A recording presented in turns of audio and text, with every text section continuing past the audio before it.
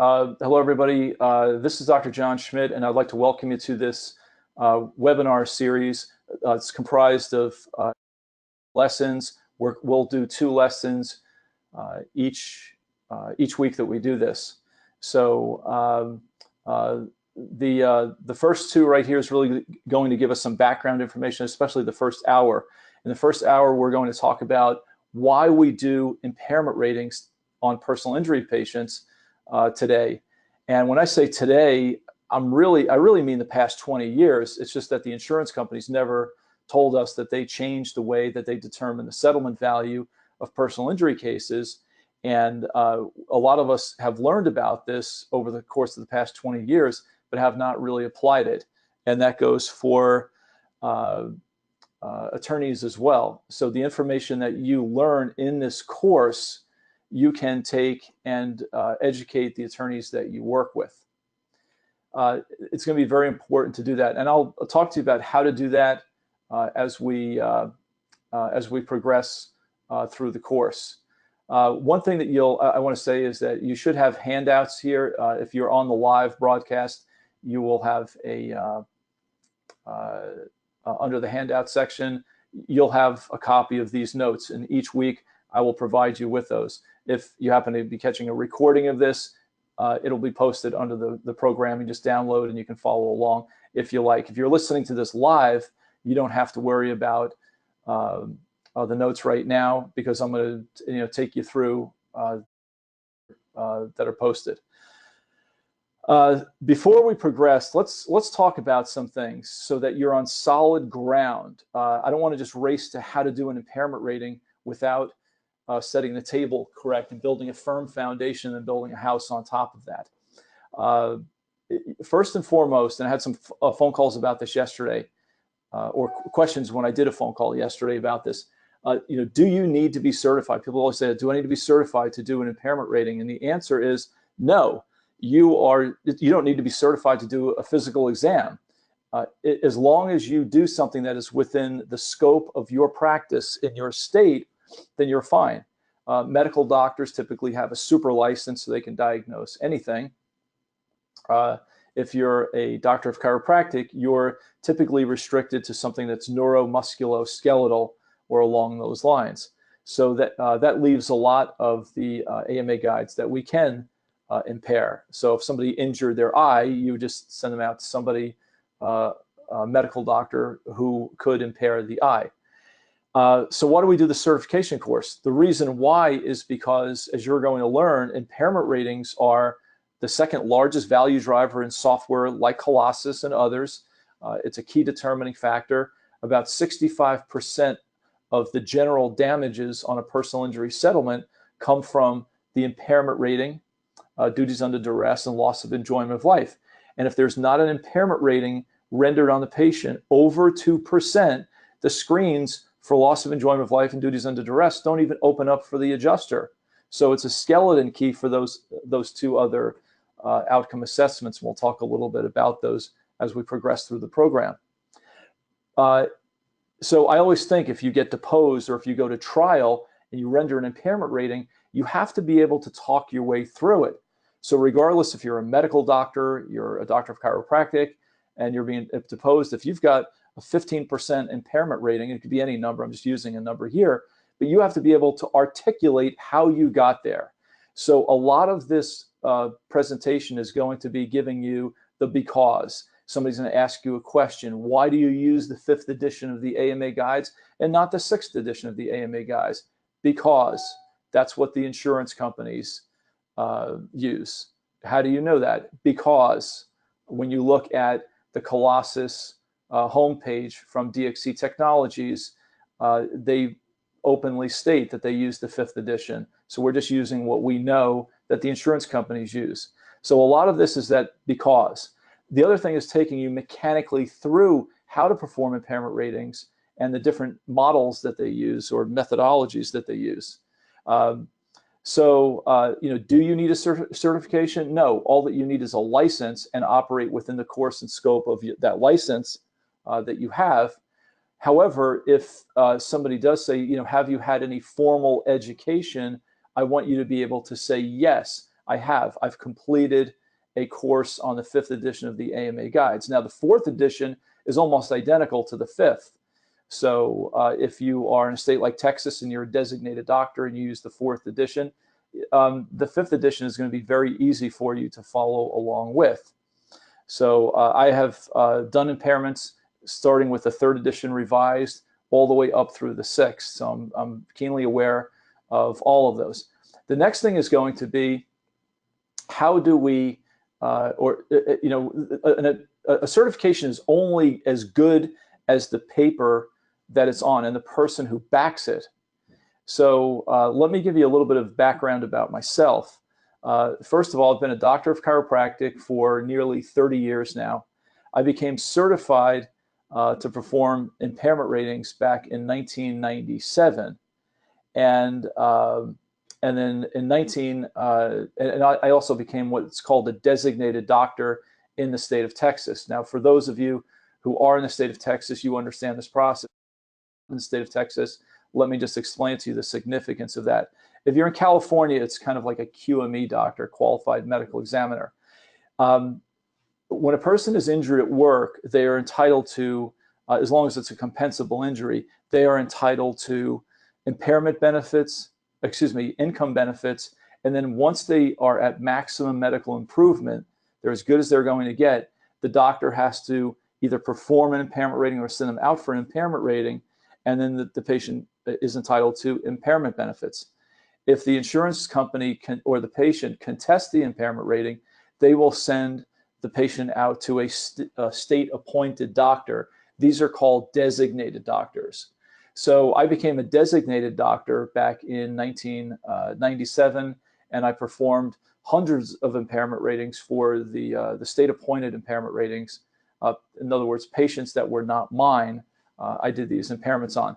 The state mandated fee back then, and we're going back over 20 years ago now, was $500. That's how much the insurance company had to pay the designated doctor. And if they did another body part, it was $150. Now, bear those numbers in mind, because that's what we use as a baseline for determining how much we are going to charge for personal injury. We're going back 20 years ago. We needed to be charging more, and this is workers' comp. Personal injury, you can charge whatever you want. So that's where I use a baseline today of $1,000, and attorneys that are in the know, they say that that is appropriate. They like that number. We'll talk about the math and the codes that you use as we go through the program. In 1998, I became an instructor of designated doctors through a course that was approved by the Texas Workers' Compensation Commission and the California, I forget what they call it out there now, the California, it might be the Department of Industrial Relations, I think is what they call it. But the course was co-sponsored by Tufts University School of Medicine and Texas Chiropractic College, as well as the state of California. So I have a lot of education, I have a lot of experience, and I have a lot of experience not only doing these tests, but I also have a lot of experience as far as an instructor goes. When I first took the course on impairment ratings, it was an entire weekend, and I didn't know anything about impairment ratings when I walked in, and when I walked out, I was more confused than when I walked in. So when I became an instructor, I sought to teach doctors in a way that I thought would be palatable. And I found from the reaction of the doctors that when I spoke to them, that I was able to cut through the fog and, you know, the smoke and mirrors, so to speak, and just reduce it down to something very simple. And they all seem to appreciate that. So I hope that you do as well. Everybody learns a little bit differently. I understand that. And the fact that we're not, you know, personal one-on-one to ask questions, I get that as well. We will take a break at the 50-minute mark to answer any questions that you might have. And you just have to simply type them into the question box. So one of those drop downs there, whether it be a pencil, I forget which one it is that you have on your icons, there'll be an orange box with a white arrow pointing to the right, and then there'll be some drop downs. Somewhere in there is a a place where you can type in a question. So at the 50-minute mark, I will answer those questions, and then at the end as well. And you're more than free to contact me to answer any questions. Let me say this up front, though. No matter how good you feel about this when you finish the course and start doing your impairments, the first 5 or so, you're not going to know where to start. And after you do 5, then you'll calm down a little bit, but there's definitely going to be some anxiety in the beginning. I experienced that in the first 5 to 10 that I did, and I had not done impairments or looked at the 5th edition in many years until about 5 years ago. And I remember experiencing that same type of anxiety, like, where do I start? What do I do? So that's perfectly normal. So I just want to let you know up front that when you get started, that could happen. Just pick up the phone and call me and give me the facts, and I will walk you through how to approach the impairment. So hopefully when we do some of these lessons and examples in the weeks to come, and I show you some of the reports, that will help you out a great deal. Okay. One thing you'll learn here is that this is not a perfect science. Before we cut into the material, this is something I just made up this morning. And I know somebody had called me, and I didn't mean to be rude, but I had to rush off the phone because I wanted to finish this right here. This is very important. We have two sample cases here on personal injuries, and the treatment, the number of visits, the type of treatment, the number of treatments, the amount of money that we charge for those treatments, everything is the same, except you'll see that the case value on the left is $5,800, and the case value on the right is $10,050. When I always talk to doctors and tell them that if you understand how to work a personal injury case up the right way, that you'll nearly double your case, the first thing they focus on is he's telling us how to rip insurance companies off or how to get more money from them. And that's not the case at all. It's just that this is the way things are today, guys. And you'll see here from some of these slides that I'm going to share with you is that according to the insurance company, this is a game, and it's about making as much money as possible. In fact, they call it a zero-sum game. A zero-sum game is like baseball. Someone wins and someone loses. Now, when you pay your insurance premium, I'm sure you don't think about how your insurance company, they want you or the people who, maybe if you rear-ended somebody and they're victimized, and you don't want them to go ahead and cheat them. But that's the game that the insurance companies have been playing since the mid 1990s. And we'll talk a little bit about that, because when you understand the background and what's going on, you'll understand why you need to be doing impairment ratings and much more on your cases. So, in future advertisements, you'll probably see me, talking about how to add, $3,000 to $5,000 on your case, and not just $1,000 for doing the impairment rating. The impairment rating is the final thing that you will do on your patient. But on the left, this is something that in sample case number 1, let me walk you through this. This is 36 visits, very modest. Patient comes in on the initial visit. We do it $9,203, and we only charge $150. We take x-rays, and we charge $300 for those. I think you'd agree, all these are lowball numbers. We do treatment that is 3 to 4 body areas. We manipulate that. $100 times 36 visits is $3,600. We do massage for 12 visits at $50, and that comes out to $600. And we do therapeutic exercise for 12 visits for $50. No other therapies on here. Okay, this is very light. Our final exam would be $100. Our narrative would be $500. Back in the good old days, this would represent a typical case that we would bill out for. And of course, back then we had a different manipulation code, so we probably billed half of that, so you can knock $1,800. So a typical case would be somewhere around $4,000 back about 20 years ago. However, in today's day and age, you hear this term called evidence-based medicine. And evidence-based medicine means that you have to use objective measures. And these are things like a range of motion. It's not, not using your eyes to say, oh, the patient has a slight loss of range of motion, but actually taking measurements on patients. I'm friendly with another CE provider who teaches coding seminars all over the country, and I'm not going to tell you who he is, but he said when at my seminars, I tell doctors, if you don't do outcome assessments every 2 weeks, I am going to F you on my review. And he used the full expletive, by the way.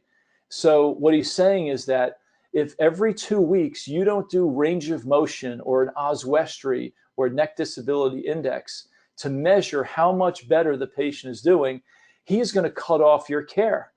And some of you with these willy-nilly diagnoses, you are cutting off your own care. Something that I talked about yesterday on the call, and some of you were on there. First time I ever did that, by the way, and I'm going to do it more often now because it was really a good exchange, some really good, honest, smart questions. But we got into the background of what we're talking about right now, like why do we need to use a myovision? And the reason why is because it's an FDA approved device. It's in the AMA guides to range of motion assessment, and it just became a patented device. Dave Markarian, the developer and founder and president of the company, he just told me a month ago that he just got a patent on the device to detect muscle spasm. There's nothing else out there like that. I'm a former licensed insurance adjuster, and I can tell you that's one thing that the insurance companies or the insurance adjusters that I studied with at classes, when they found out I was a doctor, they would start talking a little bit, and they'd say, well, with soft tissue injuries, you just can't see it. It's not like an MRI. Well, now you can.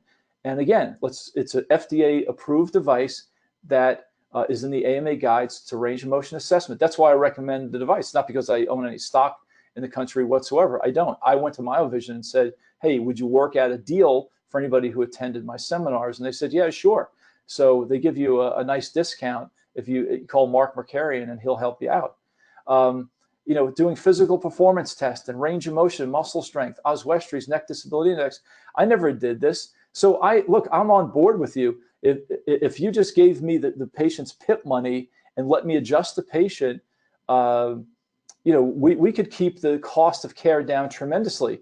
But the insurance companies changed the way that claims are processed. And if you don't do the things on the right for sample case number 1, which again is very modest, very modest. I mean, I remember when I graduated 30 years ago, Howard Ross was doing a seminar, and he said $50,000 to rehab a low back is pretty much where we're at.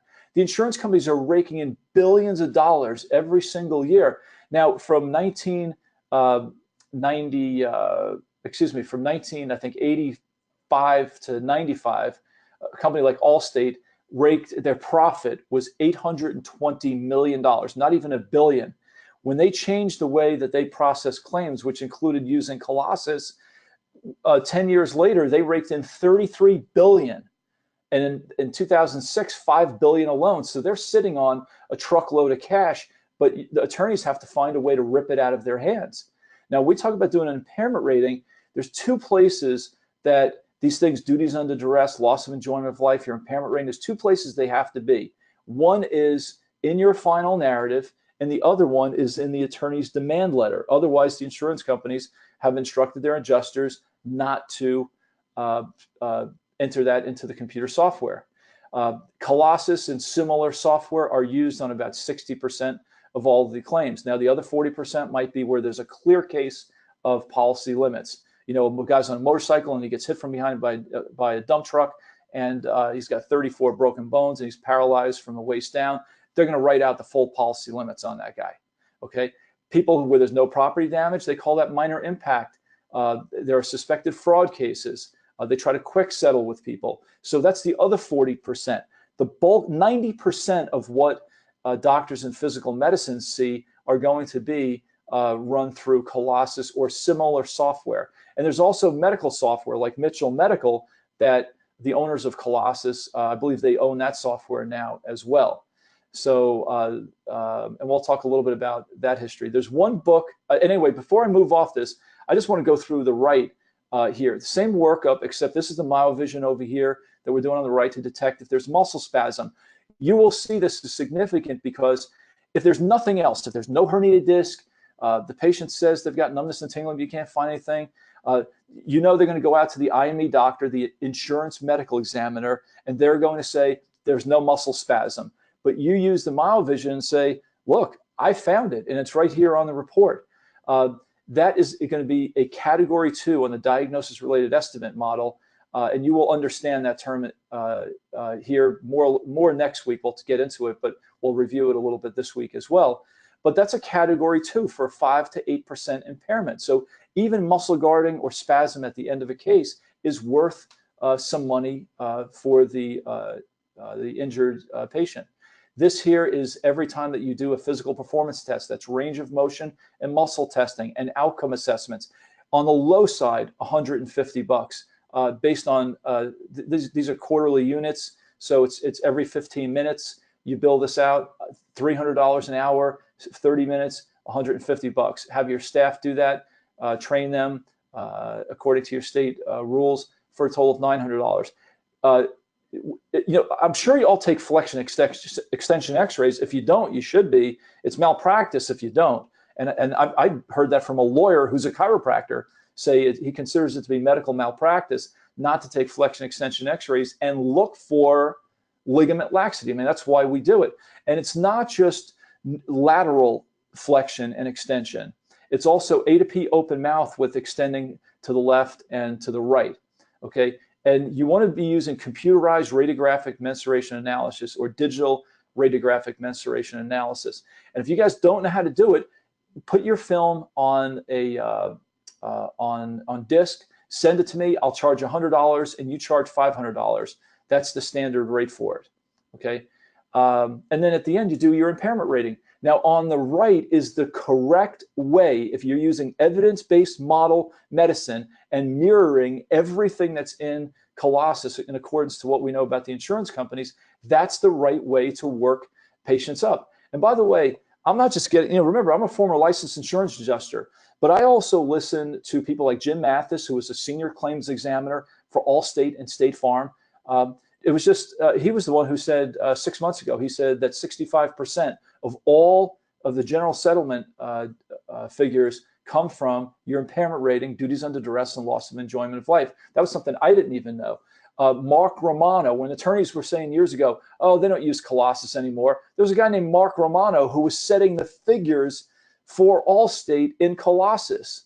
And I've had guys like Aaron DeShaw, who is a chiropractor and an attorney and probably one of the foremost figures or foremost authorities on this. I'd say he, Jim Mathis, and Mark Romano are 3 people who are the foremost authorities on this. So I'm giving you the knowledge. I've sought out the smartest people, the most informed people on this subject, and I'm sharing this information with you. What's amazing is that I have now had attorneys from all over the country that have been forwarded my emails, and they're reaching out to me. One said, hey, look, I'm in the LA area. I need a chiropractor in Southern California. I saw a couple days ago where some people get my emails like you do, and they unsubscribed from the email. There was somebody who was in San Diego who I went to school with, and I'm not going to name names, but her husband's now the president of one of the chiropractic colleges in California. And she came to one of my seminars, years ago, and on Medicare, and realized that they were documenting things wrong. And he was like, "No, we're doing things the right way." And could you imagine that? You're spamming or unsubscribing from a message, and here's a lawyer saying, "Look, I love chiropractors, but I have found that they don't help me get a better settlement on my cases." So I'm telling you, if you work patients up in the way that I'm telling you, it's not just about the impairment rating. You can't do, for example, ligament laxity. If it's impairable, that's under category 4. You can't wait until the impairment rating to spring this diagnosis on them. That has to come as soon as you find it. Now, you may not have it on the first visit. It may be a week later. It may be 2 weeks later. Just like a herniated disc, it may be a month later. But I've heard lawyers say, jurors, they love when somebody says, oh, I changed the diagnosis because, and you tell them why. I guarantee you, if you work the patients up like this, you will do a much better job and be a much better witness than the IME doctor or anybody that the insurance companies get, because we know that they're all full of crap. That's how I started teaching designated doctors, is that there was another impairment seminar that was being taught by the same company that I took the course through, again, through Tufts University School of Medicine. There was an orthopedic surgeon down the street that was slashing, IMing all of my injured workers, my work comp cases, giving everybody a 0% impairment, or if they had a herniated disc, of 5%, putting them at maximum medical improvement, cutting off their medical care. And all of his range of motion figures were so perfect that they were unbelievable. If you've ever done range of motion, everything was 30, 30, 30. And then it doesn't work that way. The reason why you take 3 measurements is they might be 34, 27, 32. And we'll talk about how you validate those figures. 30, 30, 30, 10, 10, 10, 20, 20, 20. It doesn't work like that. So I sent the company a copy of this saying, you're going to have this guy speak. I'm going to show up at the seminar, and as soon as he's done, I'm going to be the first one to raise my hand and say, can you explain, how it is that you come up with these 10 IME reports where you zero everybody out. And you know what the company did? They said, you know what, we can't use this guy. And so they called him up and said, look, too much pushback. Apparently you're doing bogus IMEs, and somebody's going to call you out at the seminar. We don't need the problems. They got rid of him. They called me up the next day and said, well, now we got a hole in our schedule. Would you help us out? The reason I'm telling this story is that when you know what you're doing, you're going to be able to call out the IME doctor as bogus and help your patients out, get the maximum settlement value on their personal injury cases. And that's what you want to be telling attorneys. If you haven't read this book, you need to. This guy, David Berardinelli, let me reduce this on the screen here so you can see it. David Berardinelli is a personal injury attorney from Santa Fe, New Mexico, and he sued Allstate over their use of Colossus back, I believe, in maybe 06 or so. And but he got really into what was going on, and he tells the entire story. I'm not going to go too much into it, but Allstate fought for years for him not to release any of this information that came through this case. What happened was he had a client by the name of Pineda who worked at Sears. Now, maybe some of you you're not old enough to remember this, but I am. Sears started Allstate back in 1931, and they put agents in the least usable space in the Sears store, which was in the basement under the escalator. And if you're old enough like me, you remember that they had a little card table, and they had people just signing folks up for auto insurance, and they made a ton of cash off of it. In the mid 1980s, they started putting agents out on the street, the Allstate agents. After 1992, Allstate almost went under because of Hurricane Andrew. I think it was August 24th of 1992. It hit the coast of Florida. What they did was they hired a company called McKinsey & Company. McKinsey & Company is the world's premier and the most elite consulting company for corporations. They don't advertise. You go to them. They don't come to you. I live in the Scottsdale area, and later today I'm going to be going out to the Waste Management Open. I've got some friends in town who treat Jordan Spieth and Ricky Fowler and Ryan Palmer. But you see Phil Mickelson. He walks around. KPMG. They're another consulting company. Tiger Woods, Accenture. They're another consulting company. But they went to McKinsey & Company, who are considered like the cream of the crop. They get people who are Rhodes Scholars, Baker Scholars, people from Yale and Oxford, graduate top of their class, engineers, lawyers, doctors, and they hire them. Anyway, so Allstate calls them in and says, look, we need a plan. And they paid almost $1 billion for them to revamp the way they did business. And Colossus came out of that. So Berardinelli narrates the story, and it'll make you feel like you're not the bad guy and you've been getting screwed for the past 20 years. And if you want to know why attorneys have been pulling their hair out, especially with Allstate and Farmers and these other insurance companies, State Farm has their own software, by the way. The acronym is TEACH, but there's Mine, COA, ICE, these different ones that are out there. but they all operate the same. There's a new one on the block, by the way, called XM. And XM, the people who wrote XM wrote Colossus, and they sold it, and they had a non-compete for 15 years. XM added an impairment for pain. So Colossus 2 years ago went back and added impairment for pain, and that will be the last impairment that we talk about in about 3 weeks. Okay. This is a guy, I found this a couple of weeks ago. He was talking about the truth behind Good Hands, from Good Hands to Boxing Gloves. And this guy's a former insurance adjuster, advocate for insurance since 1894. He writes this article, but basically, he gives you a recap of how they were cheating everybody in the system. And here's another thing, an outline of Berardinelli. Not going to get too much into this, but the guy Ed Liddy. I mean, think about this. These guys almost go broke, and then back in the mid 1990s. Allstate went public, and Ed Liddy, the CEO right here, he retired right here in the middle. He had a $350 million golden parachute, and then he becomes a CEO for AIG and given out $165 million in bonuses when. They couldn't even, they were requesting a bailout from Congress. So anyway, this is kind of a recap of the book here that I found as well. A little bit about McKinsey. We talked about a little bit before. Oh, Jeff Skilling was a guy that worked for McKinsey. Enron just had to have him. He ran the company into the ground within a year, ended up being sentenced to 24 years in federal prison. And anyway, McKinsey told Allstate, you guys got to think outside the box, do whatever it takes, and greed is good. And it reminded me of Wall Street with Michael Douglas, where he talks about that greed is good.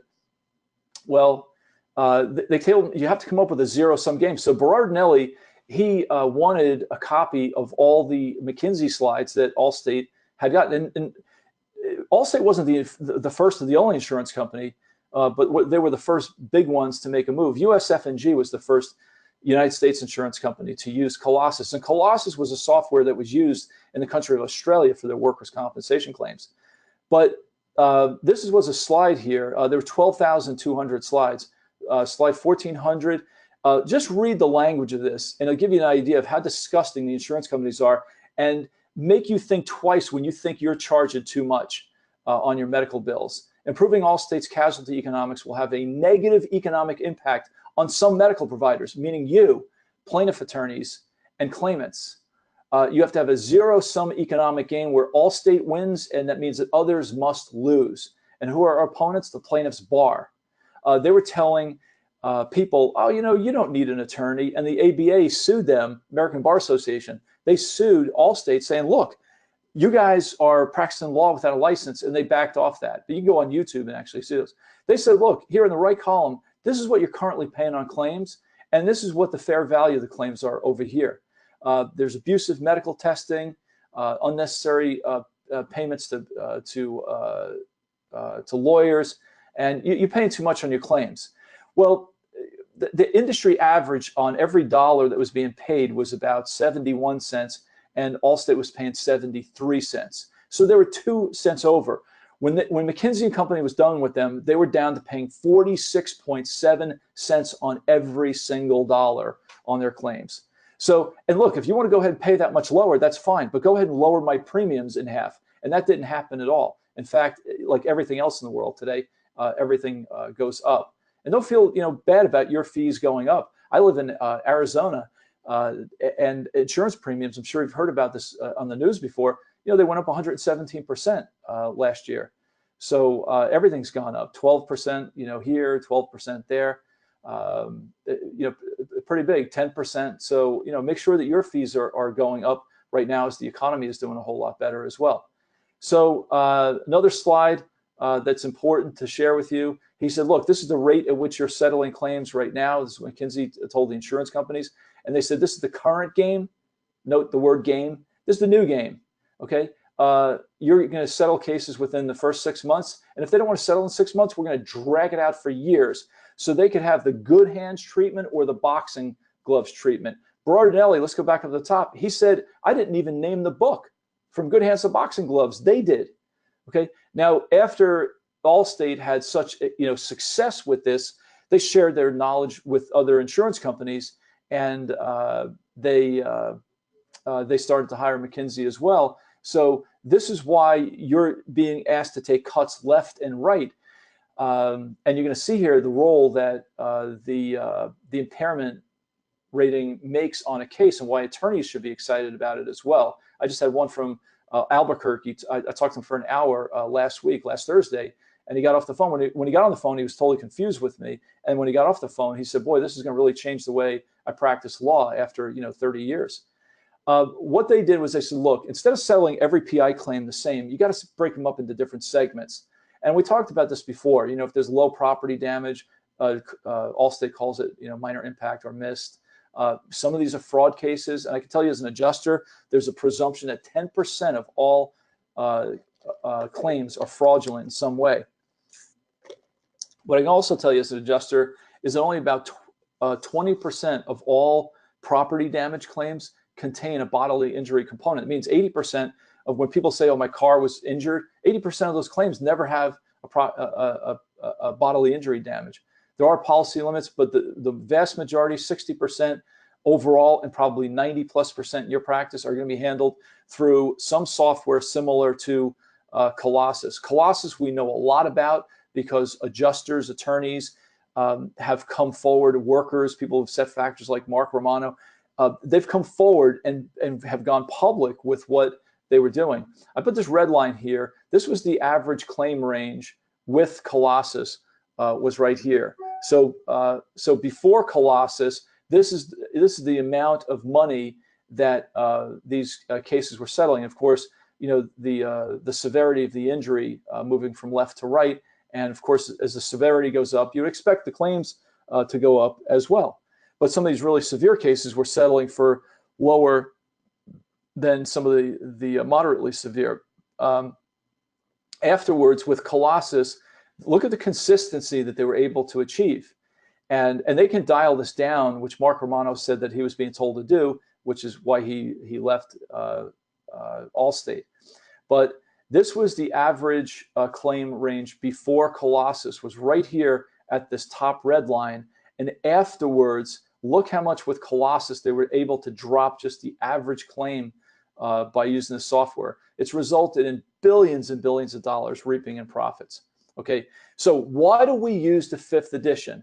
The answer is very simple. If you go to this this website right here, dxctechnology.com, and you go to this little search magnifying glass here, you click on it and you put Colossus and you drill on Colossus, you'll get this screen. And I'm going to increase the size of this a little bit so you can see what I'm reading.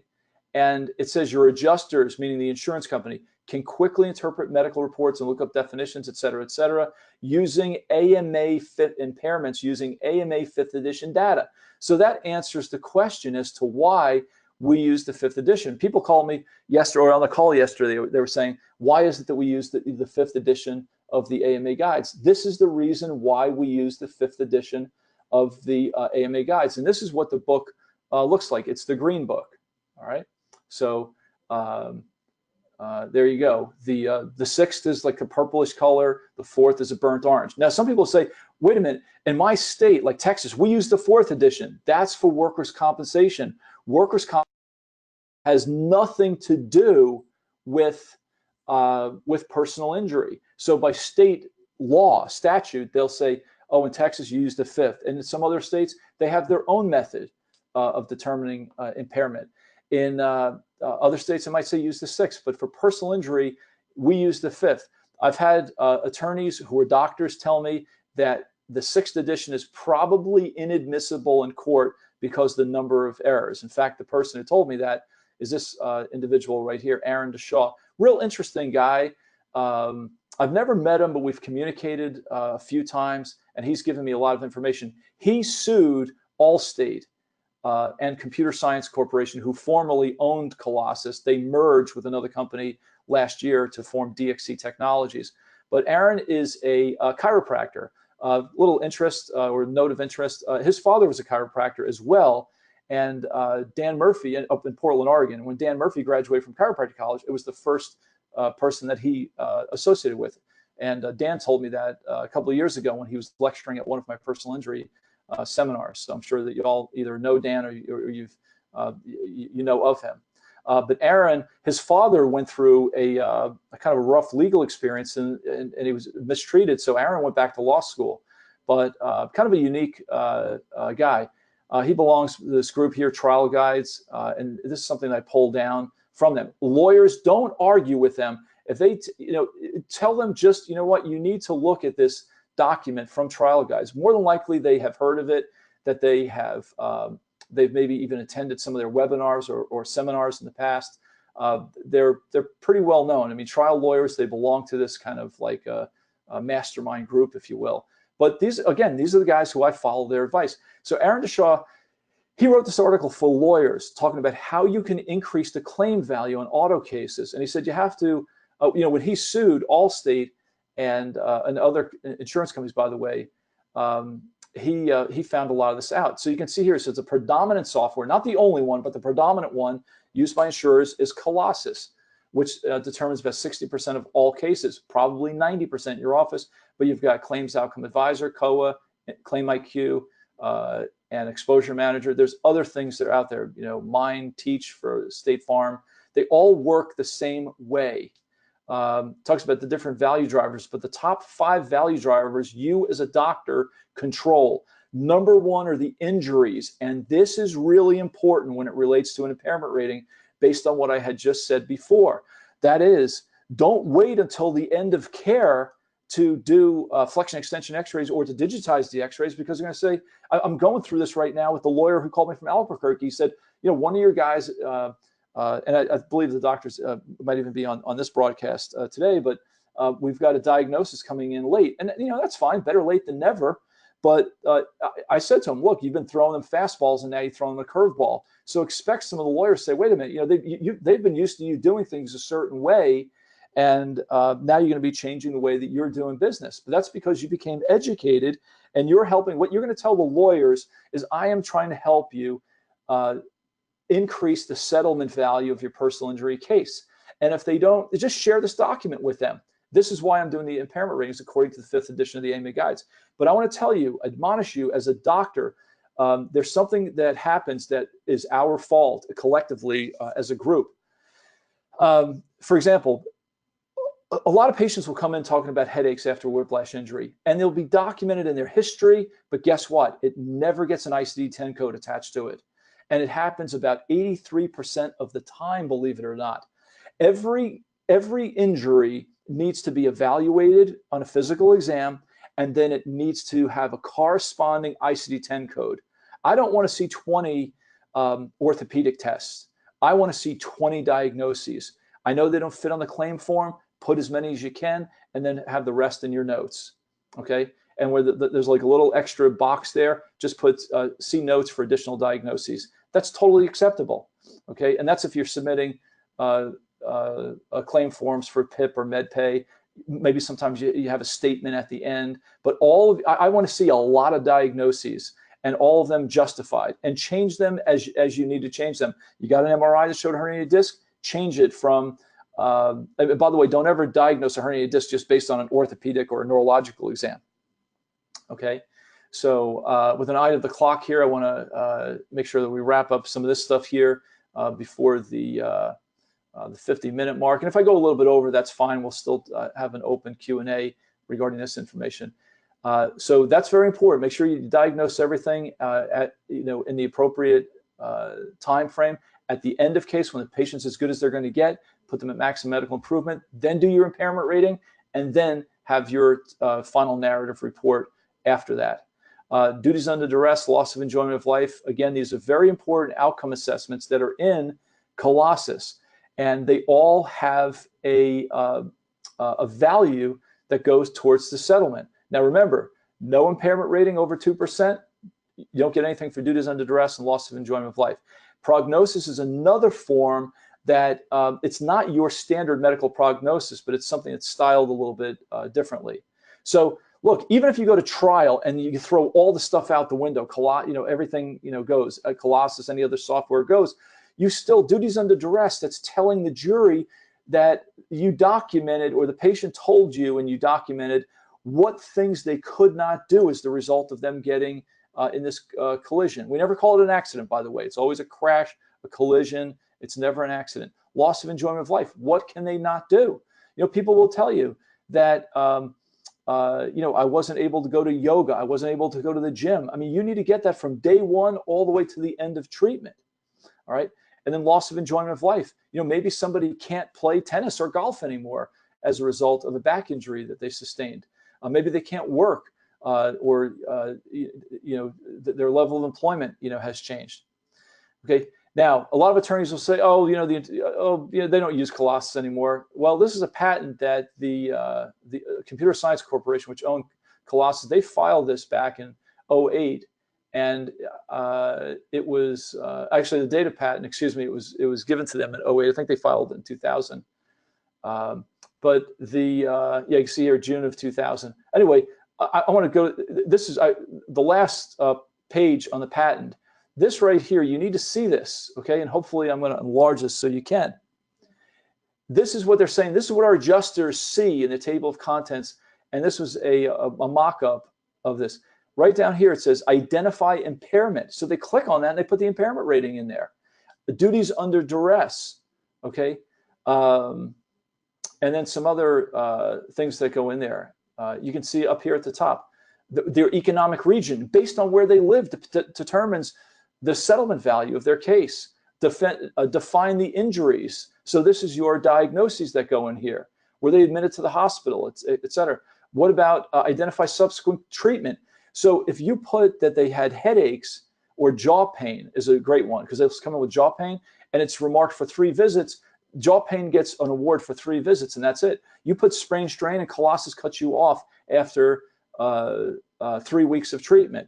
Ligament laxity, which will be there 35 to 45% of the time, there is no limit of treatment in Colossus. So that's, again, these are all reasons why you want to be doing, the best job that you possibly can. Unfortunately, a lot of our colleagues are just lazy. They're arrogant. They get their PIP money and then they move on, and which I think is very selfish. They really don't care about anybody but themselves in the equation.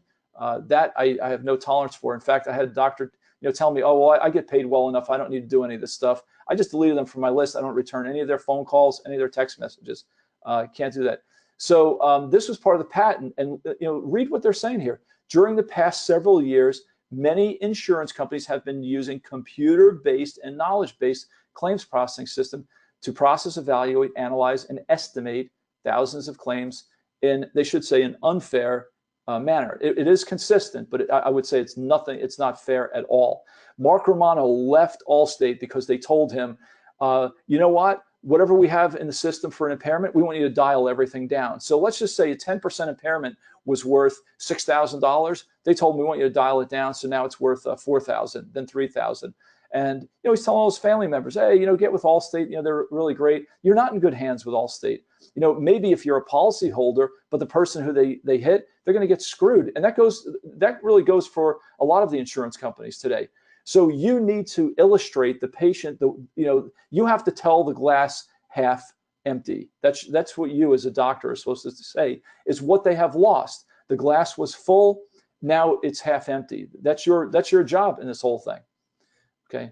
So some other things here. Again, this is written by Aaron Deshaw. I'm not going to go over all this here, but it's kind of a reiteration of a lot of things that I'm saying right now. You can read through that.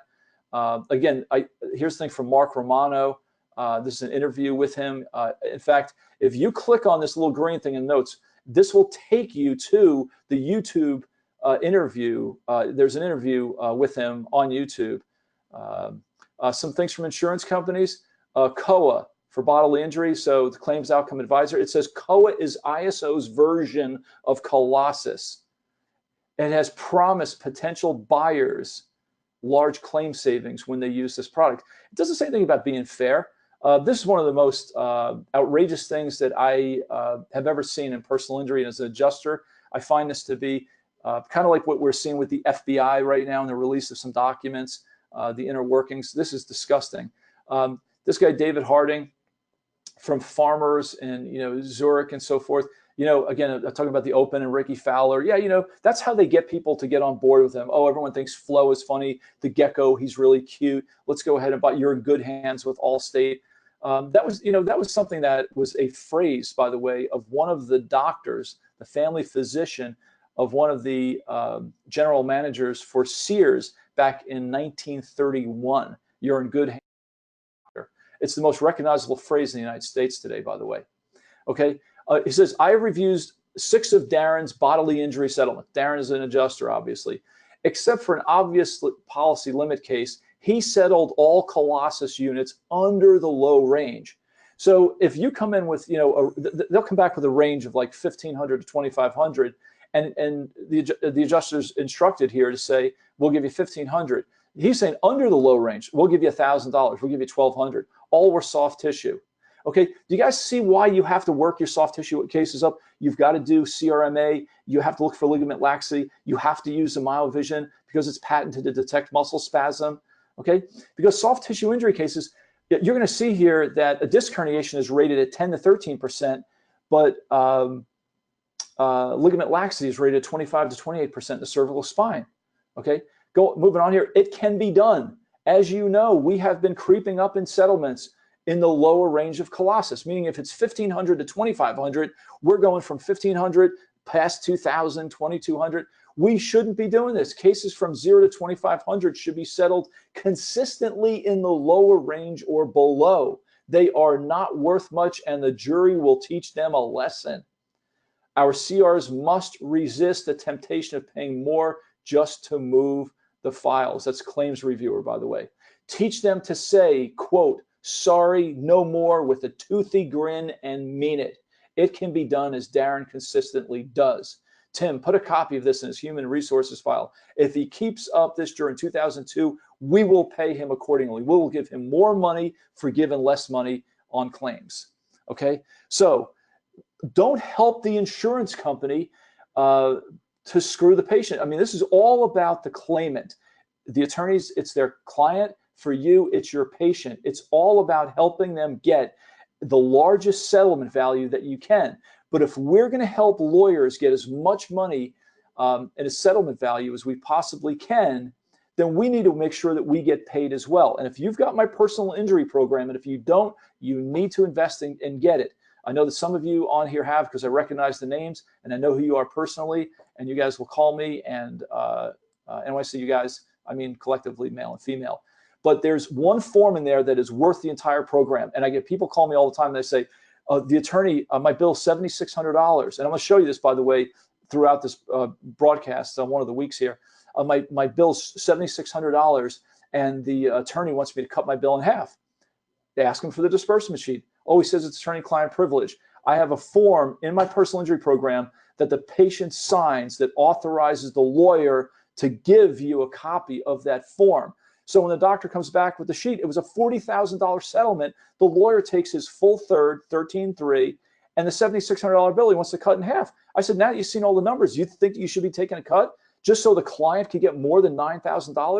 And he said, hell no. So he worked the case up correctly, and it was, you know, a meager case, $7,600, and he ended up getting all of his money. Now, if he wasn't with me or consulting with me, he would have taken $3,800. He would have lost $3,800. If we're helping lawyers get good money on the cases, we should be getting paid 100% of our fee, and that's something that we want to make clear to them. Okay. All right. So before we move on to the second lesson here today, I just want to take a look down in the question box. I don't see any questions. I do see where there is a hand that is raised. I'm going to put all the hands down. No big deal. I will say this though: if you guys are all clear on everything and we're free to move forward, no questions, just raise your hand so I know that we're all on the same page.